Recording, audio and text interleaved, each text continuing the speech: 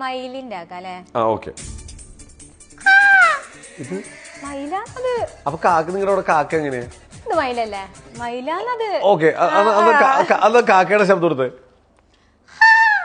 ഇതിപ്പോ രണ്ടും തമ്മിൽ വ്യത്യാസം എന്താ? കാക്ക രണ്ട് ഏകദേശം ഒന്നല്ലേ? മയിൽ അങ്ങനെ സൗണ്ട് ഉണ്ടാക്കുന്നു. ഒരു കാക്കയും മയിലും രണ്ട് ശബ്ദമാണ്. മര്യാദക്ക് എടുത്തോ. ഇനി അടുത്തത് ഏതാ? സത്യത്തിൽ ഞാൻ പക്ഷികളെ സൗണ്ട് ഒന്നും കേൾക്കാറില്ല, അതാണ് പ്രശ്നം. കുയിലിന്റെ. നിങ്ങളവിടെ എന്താ? കുയില്.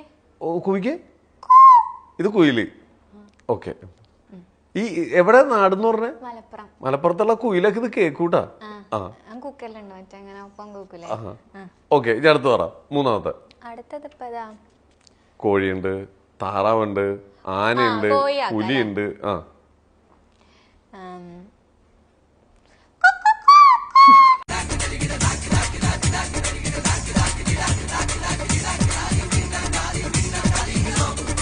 ഇത് ഇതിന്റെ സൗണ്ട് പറഞ്ഞേ?